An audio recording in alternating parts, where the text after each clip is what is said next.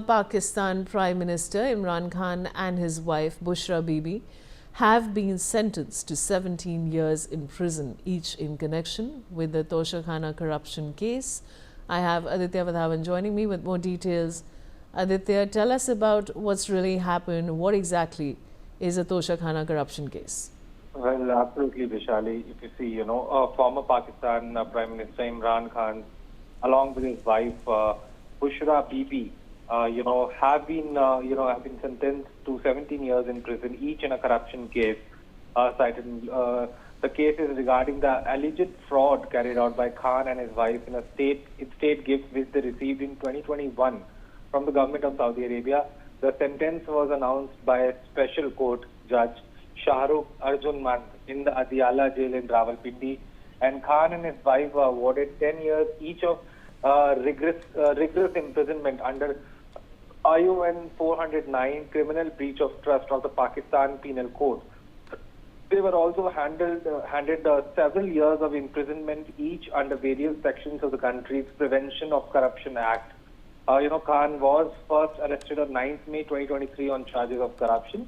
Later in August 2023, he was arrested again in the Toshakhana case. The new sentencing of the former Pak PM and Cricket World Cup winning captain comes amid a wave of criticism of the Pakistan government over the alleged mistreatment of Khan inside the prison, with even the United Nations calling for Khan to be released from the solitary confinement. Vishali, over to you. I also have Major General A.K. Sivaj, defense expert, joining me. Now, Major General Sivaj, of course, a big decision there, 17 years in prison for Imran Khan and his wife. What would you like to say? As far as Pakistan is concerned, the law is only been governed by the ruling party. Now, when Nawaz Sharif was in opposition, he was also put inside the jail, and then he managed to go to UK. And same way, Imran Khan now has been given a number of punishments, whether it is Toshakhana case or corruption case. And so is Bushra Bibi. He's been now awarded 17 years of prison. You see, the problem which is there is that as of today, Imran Khan is the most popular leader, but he's behind the bar. And there is a lot of pressure being put on him to compromise. What is that compromise? They are saying, you leave the country and we will leave you. But he's not ready to compromise. He say, I will fight it out.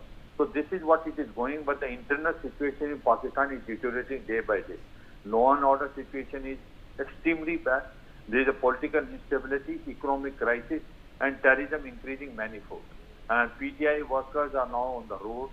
They are not, in fact, his sisters are not being allowed to meet Imran Khan in Adiala jail.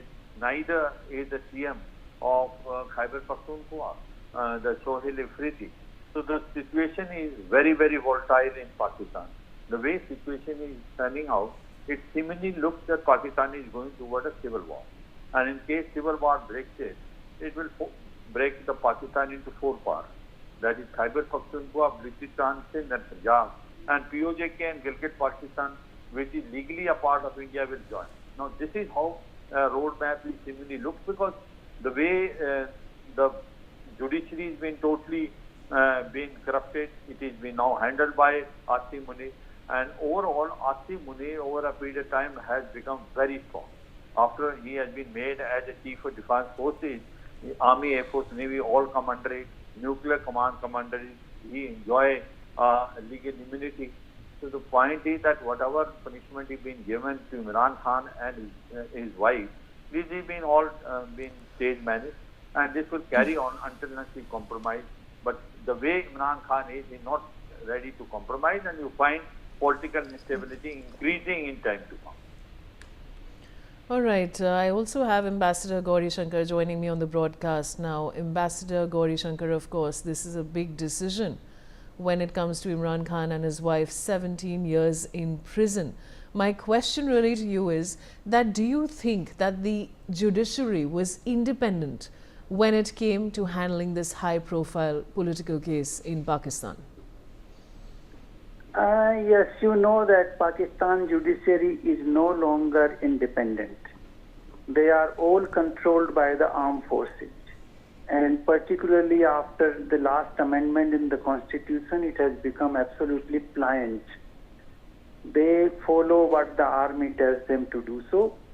And actually, Imran Khan is the great threat to the armed forces.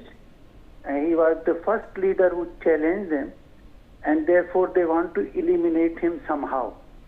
So this is another, route to do that, and basically to destroy his wife and his family, so that he cannot rise beyond that. So my view is very clear that it is all planned and all implemented by the armed forces, and Mr. Munir, who is their army chief and very powerful person, is doing all that. It is partly out of the personal, jealousy between the two, and partly because Mullah Munir wants to dominate Pakistan, its politics and its, decision-making apparatus. So he is doing it. It is all planned. It is all done, and I don't think anybody can do anything about it. Pakistani political system has completely collapsed. They have no voice of their own. The judiciary has collapsed. The judiciary has no voice. The only voice in Pakistan today is the voice of Munir and his apparatus, the armed forces. Ambassador Gauri Shankar, now do you think that there are any other avenues of appeal which are available to the convicted parties? I don't think there is any appeal available unless, somebody from the United Nations wants to intervene. That will not be, accepted by the Pakistani authorities. But otherwise, there is no other avenue. Even if he approaches the Supreme Court or any other authority, they will also be, driven by the instructions they will receive from the armed forces.